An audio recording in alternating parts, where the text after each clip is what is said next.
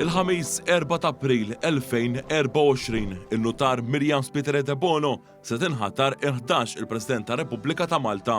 Se jiġri eżatt. Il-President elett Miriam Spiteri de Bono se titlaq minn dara f'Birkirkara fit-triq tal-Elkon Katedral ta' San Ġwan fil-Belt Valletta. Hawnhekk se ssir qudiesa solenni ikkonċelebrata mill-Arċisqof ta' Malta Charles Scicluna. Preżenti għal qudiesa flimkien mal-President eletta se jkun hemm ukoll il-President uxxenti George Vella u l-ogħla awtoritajiet tal-pajjiż, inklużi il-Prim Ministru Robert Abela, l-Speaker tal-Parlament Angelo Farrugia u anke deputati miż-żewġ naħat tal-Kamra. Wara il-quddies Miriam Spiteri de Bono, akkumpanjata miqrabata, se timxi mill-Konkatedral għal triq ir-Repubblika sakemm tasal fi Pjazza San George u tidħol fil-Palazz tal-Gran Mastru. Il-President eletta Spiteri de Bono tidħol fil-Palazz tal-Gran Mastru li wkoll sede uffiċjali presidenzjali flimkien mal-Speaker tal-Parlament Angelo Farrugia. Wara il-Gwardja tal-Onur tal-Forzi Armati ta' Malta titlaq minn quddiem il-bini tal-Parlament f'Mistraħ il-Ħelsien għal Pjazza San George quddiem il-Palazz tal-President. L-ewwel ma jasal ikun il-Prim Ministru Robert Abela li se jingħata s-salut nazzjonali u jindaqqu battuti mill-innu Malti.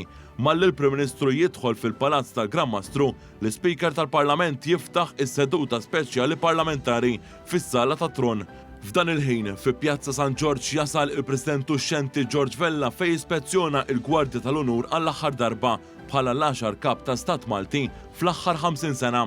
Wara il-President Vella jiġi eskortat sas-Sala tat Tron fil-Palazz ta' Gran Mastru fejn se tkompli s-seduta speċjali tal-Parlament. Hawnhekk il-President uxxenti jiltaqa' mal-Speaker Angelo Farrugia u suċċessura tiegħu Miriam Spiteri de Bono. Fis-Sala tat Tron, Spiteri de Bono se tieħu l-ġurament bħala 11 il-President ta' Repubblika waqt li eżatt wara tindaq il-fanfarra minn membri tal-Forzi Armati ta' Malta u jiġu sparati 21 tir mill-batterija tas-salut fil-Belt Valletta. Wara u mistenni mill-President il-ġdida li tagħmel l-ewwel diskors tagħha fl-ogħla kariga ta' pajjiżna.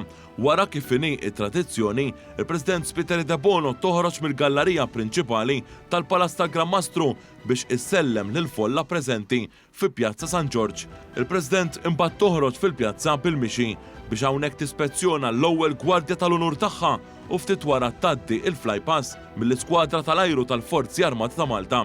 Itħalli Pjazza San George fit-triq lejn il-Monument tal-Gwerra fil-Furjana fejn ukoll b'mod tradizzjonali tpoġġi kuruna tal-fjuri u tfakkar lil vittmi tal-gwerra.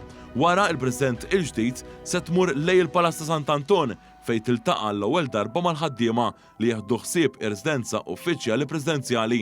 Hemmhekk il-President Spiteri de Bono ikollha żjarat ta' korteżija l-ewwel mill-Prim Ministru Robert Abela u wara mill-kap tal-Oppożizzjoni Bernard Grech.